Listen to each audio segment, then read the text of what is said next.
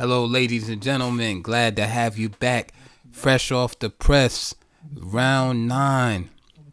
We are watching the final moments of the game between Fabiano Caruana and Alireza Firouzja. We're going to be analyzing this game shortly. It started out as a Caro-Kann advanced variation, and I showed you this variation in the last time Firouzja had the black pieces, where he played against Alexei Shirov. So what I'm thinking is that Caruana, of course, or one of his team, saw that game, came up with the improvement in the move B4, and led to a beautiful sacrificial game by Caruana. So stay tuned as we go into a deep analysis of this game. Please do me a favor, hit the thumbs up and the like button, and please consider subscribing to the channel. Also, in the links below, we are going to have books and DVDs related to the opening that we're talking about today, which is the Caro-Kann. So stay tuned. And here you see the last moments of the Caruana-Alireza game, right before resignation here, and it's hard, for for player to resign in such circumstances. Just looking for that way out.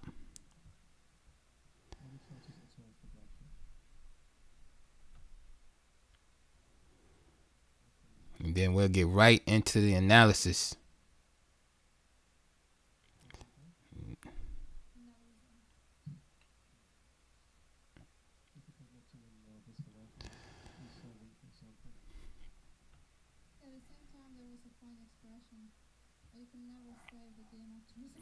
Very powerful game by Caruana. It just shows you the power of preparation, and just how at this level you can't play the same thing over and over and over again. It's really hard, especially in one tournament where there's a lot of rounds, because somebody is definitely watching. Watching and preparing, getting that novelty together. Or even if it's not a novelty, I think in this game B4 was actually a novelty, but somebody is watching, and even if the move is not a novelty, they might come with a plan that is different or unique, and then you have to adjust on the fly to that.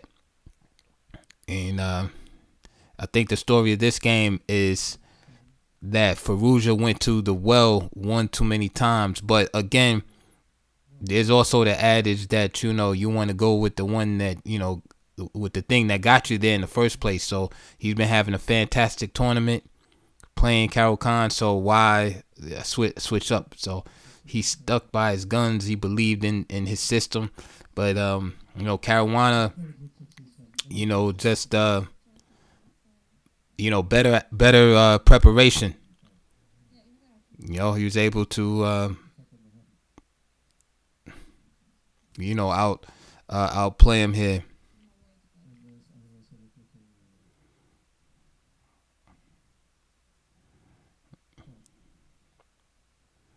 You can see him desperately looking for some type of resource. And there it is. That's the moment of resignation right there. All right, so we're gonna get into the game and see what happened. All right, so as mentioned before, this game started off the same way Shirov Firouzja did in round 6. So Caro-Kann E4, C6, D4, D5, E5, advanced Caro-Kann, Bishop F5. Again, themes very similar to the French advanced variation, but instead of playing an early C5, Black in the Caro-Kann decides to get his bishop out of the pawn chain early. h4, with this idea of expanding on the king side here. Knight c3 was played in combination with this by Dr. John Nunn back in the 90s. Can be a very aggressive system. Used to be a very aggressive system. At h5, black also will play h6. Okay, little more solid, but giving more space to white. But h6 is also playable, but you're just taking on more of a cramped position here. h5 is Firouzja's choice. The downside of h5 is that although it slows down white's king side expansion, it weakens the g5 square, as I have highlighted there. I also analyzed that game, by the way, that I'm mentioning, Shirov Firouzja. So if you want to look at that too, it's also analyzed. Bishop d3, queen takes d3. All right. Strategically, this is good for black because he's gotten rid of the quote unquote problem bishop, right? Because most of his pawns will be on light squares. He's gotten rid of that bishop, and conversely, white is the one left with the bad bishop. Notice how white's central pawns are on dark squares. His bishop is not as good as black's bishop. All right, these are strategic pluses in the black position. All right, queen a5 check. Of course, e6 is playable. Knight d2. So these players pretty much followed the same pattern as Shirov Firouzja earlier. So knight d2.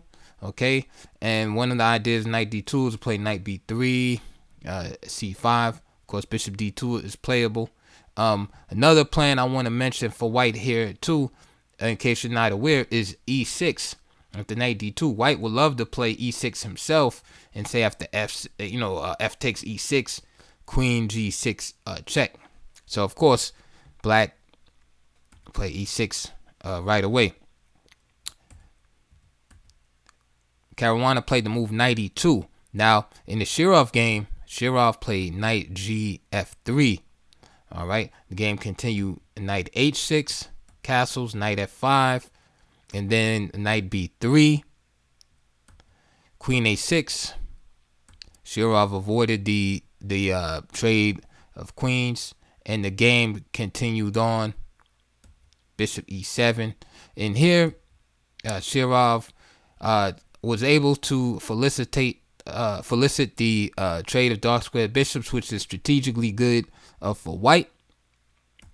But the game still wind up ending up in a draw here. Okay, so now we're gonna go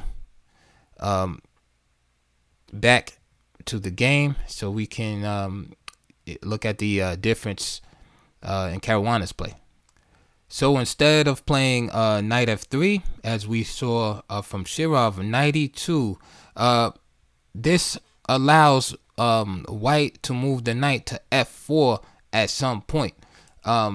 Which could be very useful, because if you look at the white king side with the pawn already on h4, it is very difficult for black to knock a piece away, using g5, because you could just trade it off. So f4 becomes a very useful and safe square for the knight, and at the same time it does avoid trades that could occur after putting a piece on a g5. Conversely, black can also have the same advantage by placing a piece on f5. It's very difficult, since white has also weakened his g4 square. It's very difficult to get a piece off of the f5 square, right?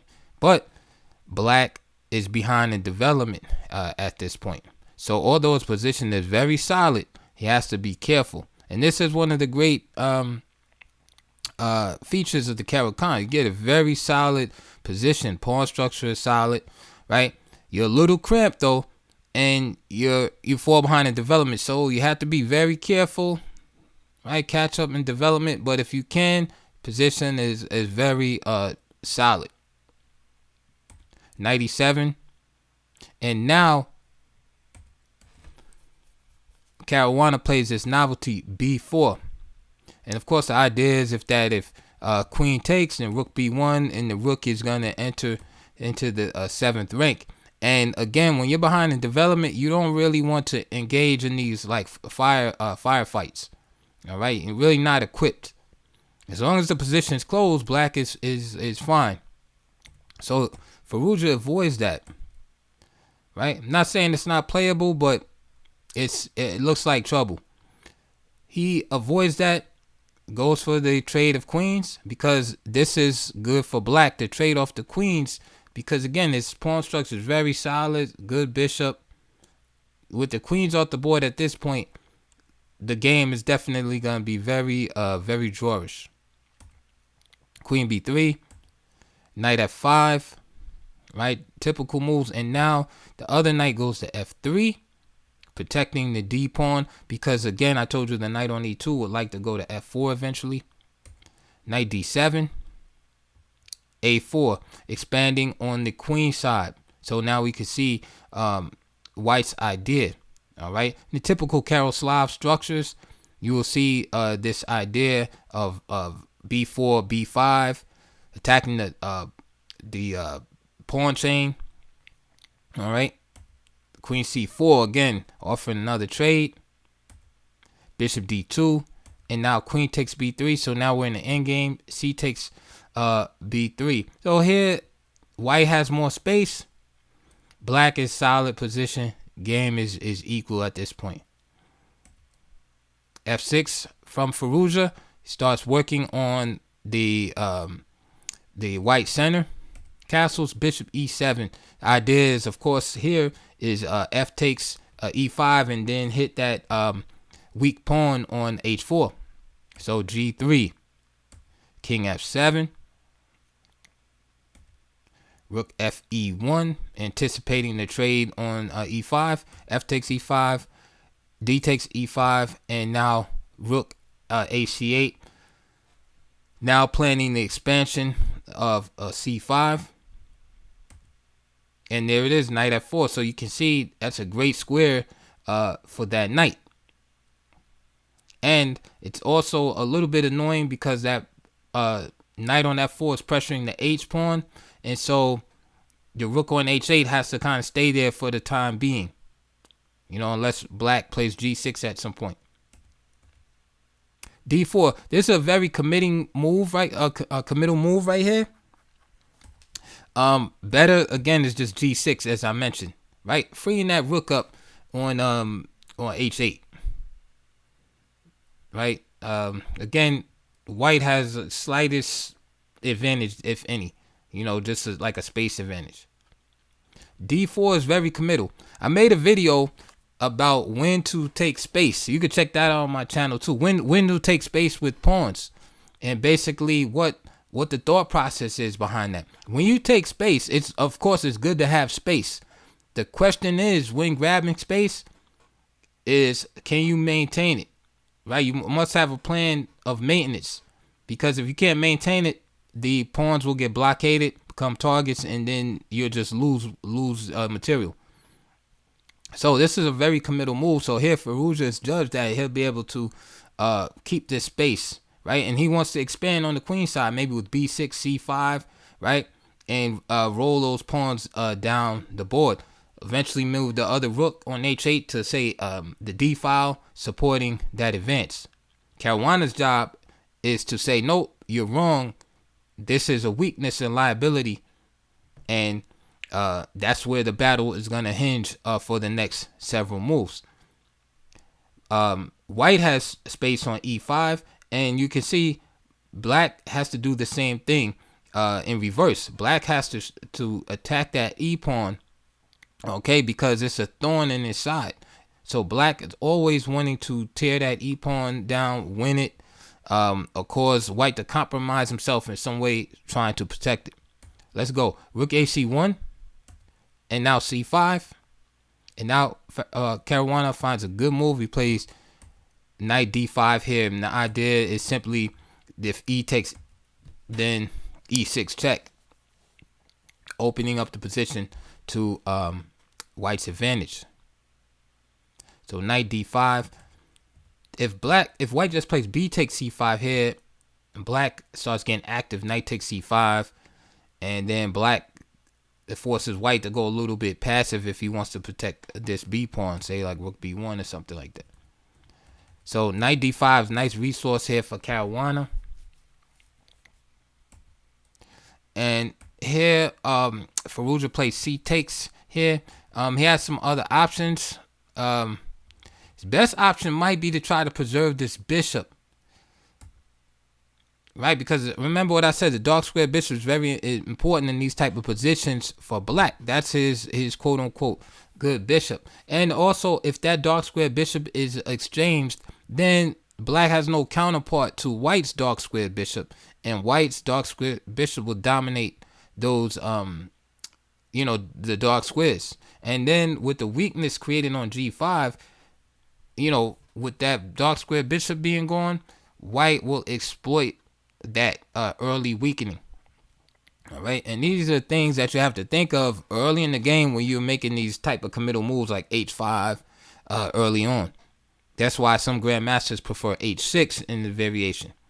All right, so a sample line would be bishop d8, trying to preserve the bishop. The problem is after you do bishop d8, then you have problems with coordination with the rooks on the back rank.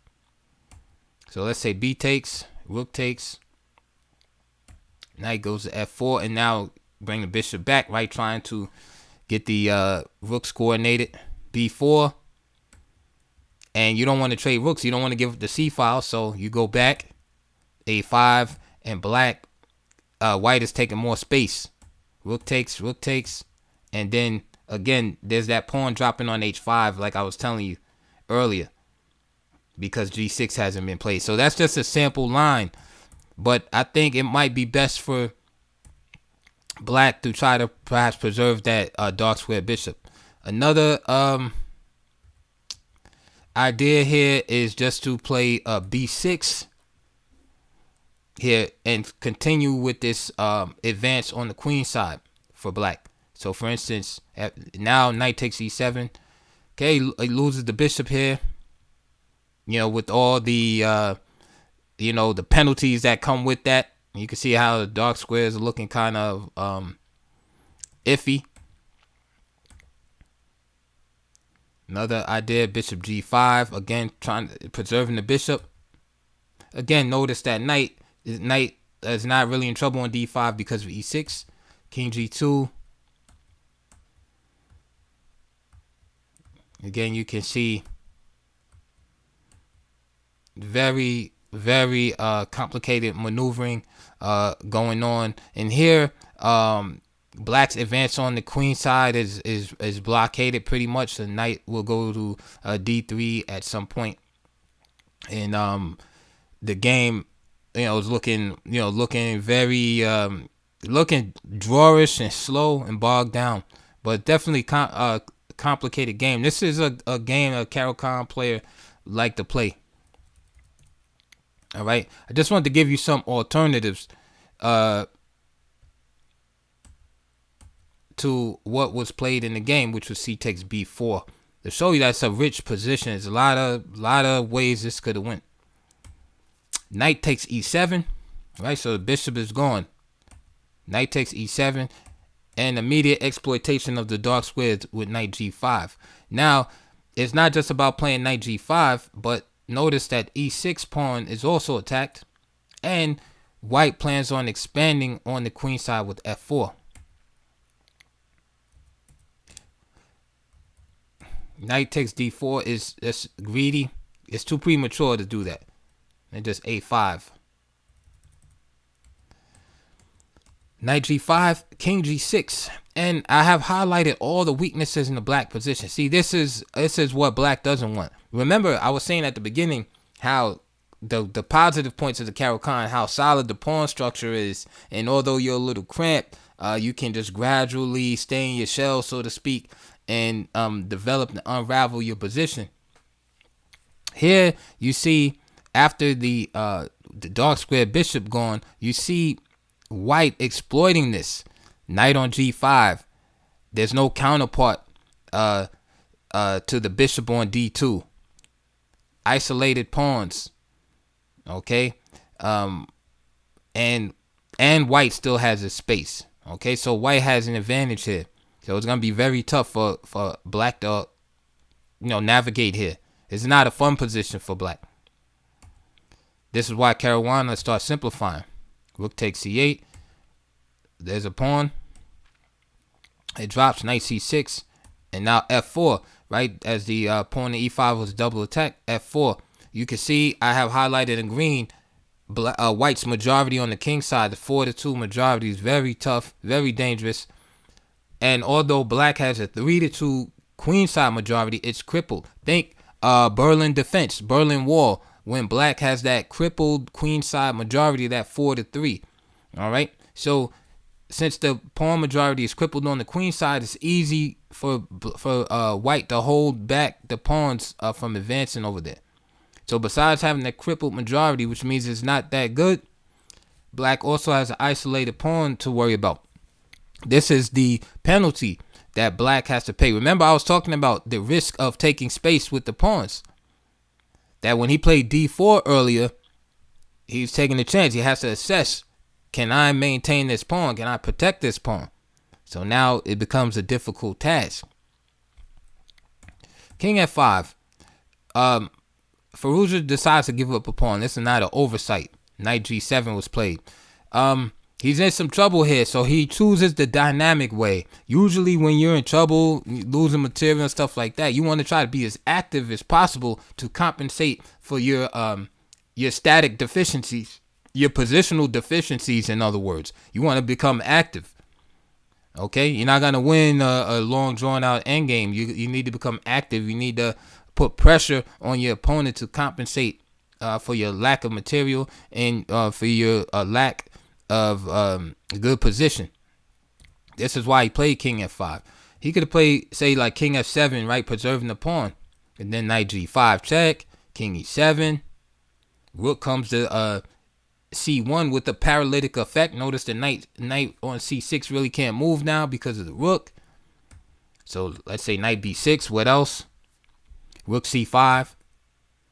Knight attacks the rook, and now you can see the double attack on the b pawn and the actually both b pawns, b7 and b4.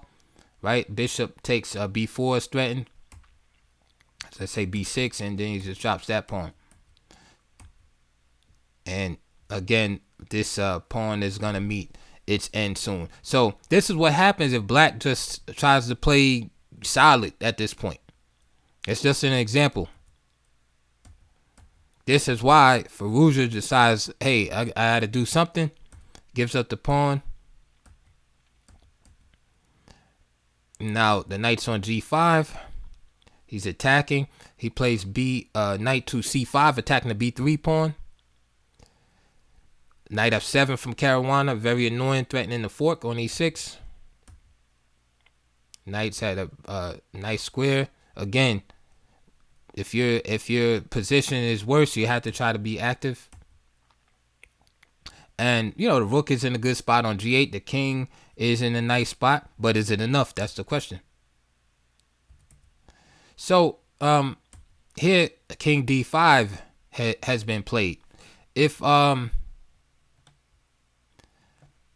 knight takes b3, then just simply f5 check. Oh, sorry about that, guys. Let's go back. If knight takes b3 here, then f5 check. The pawns rolling up the board. Okay. King g2. So he plays this first, and then now rook b1, protecting that pawn. Knight e4. This is good for Caruana. He gets to trade off another piece, right? Another piece closer. Simplifying, right? Simplifying. Better position is just simplify and make it easy as possible. Now rook c1.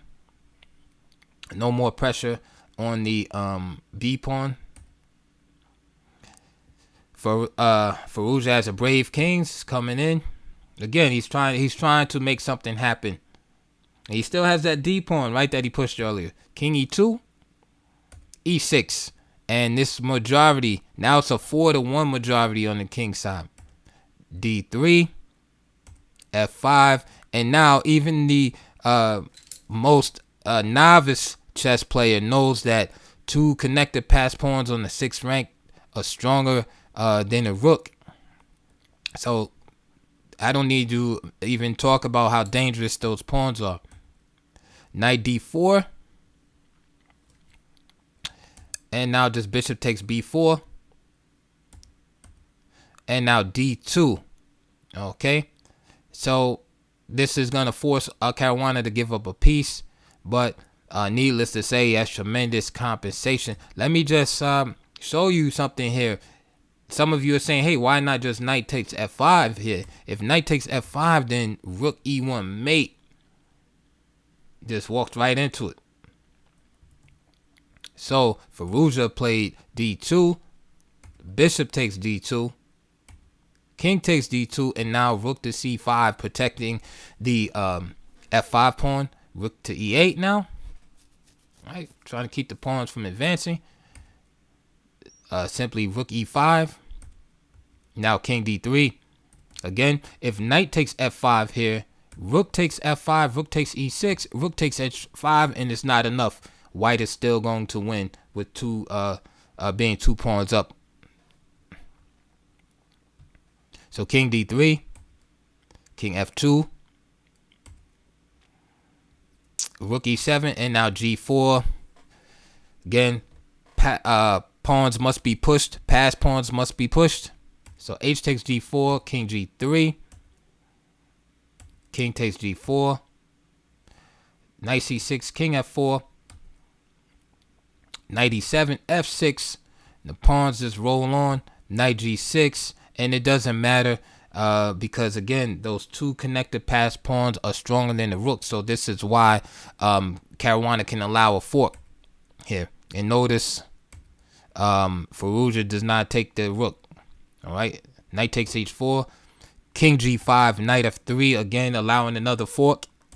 King F4. And that must be frustrating, right? You can't even capture the rook. E7. Knight C6. That's the 3rd time Firouzja's attacking, able to capture the rook, but he can't. Pawns advance. Rook takes E7. And now, final trap in the position. What would you guys play here? Rook takes, after rook takes E7. Would you just play rook? Would you play rook takes E7?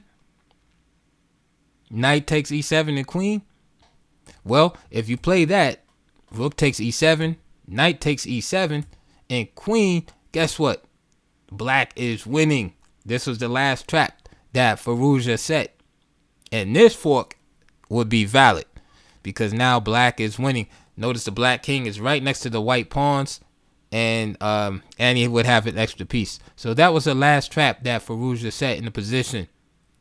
However, Caruana just sidestepped that baby, played rook D5 check, and now the king has to move somewhere, let's say C2, and now white can safely promote. So very, very, very powerful game by Caruana, and I'm glad to have seen it and been able to analyze it for you. I hope I covered it well enough for you out there to enjoy. Please hit that thumbs up button, like and subscribe. Check the links below. We have placed some videos and DVDs down there, books related to the opening we saw on the board today, which is the Caro-Kann, and that way you can support the channel. And also a donation link in Patreon down there also. So in closing, we're gonna end with Caruana's comments on the match. Fabiano Caruana is joining us after a very long game. The derby of the round, of the tournament. You managed to defeat Alireza Firouzja, who was alone in the lead. Congratulations. Thank you. Let's start first about the game. Early on in the beginning, Alireza spent a lot of time in the opening thinking what went wrong for him there. Yeah, it's a complicated position. I don't know exactly when it got worse for him. I thought knight d7 was a bit inaccurate because if he wants to play queen c4, he can do it immediately. But I can't say knight d7 is such an obviously bad move. But I felt the endgame was kind of pleasant for me because he has a lot of squares, but he also has a lot of weak pawns. h5 is weak and e6 is weak. And so, yeah, it was complicated, but I felt like my moves were always easier at least. And yeah, he was clearly quite uncomfortable. He was burning time and probably not finding the best defense. Yeah, there was a very interesting moment on move 20. I think he had just 20 minutes on his clock, and he made that move c5, and you just put your knight on d5, I think. Could you just guide us through that moment a bit? Yeah, when I played rook c1, I had this idea, c5, knight d5. It looked very strong. And then I started to wonder if it was so strong because of the line in the game was extremely difficult to assess from afar. I get the e6 pawn, and my pawns on the king side are very dangerous, but he has these knights which are extremely difficult to control, and they have a lot of squares. So I spent a lot of time calculating this after he played c5 to make sure that knight d5 is actually the best move, and at least I thought it's the most principled way. I overlooked this idea to give up the g7 pawn, so I thought that after f4 I would be much better. But then he gives up this pawn, and it's suddenly extremely difficult because my pawns are sort of dangerous, but they're not moving so easily, and very often they become weak as well. So yeah, it was a total mess, and I don't really know what was happening. Probably we both made significant mistakes. Yeah, it was difficult to play. I guess even more difficult for him because at least I had quite a bit of time to consider the position, and he was pretty much down to 2 minutes for like 10 moves at least.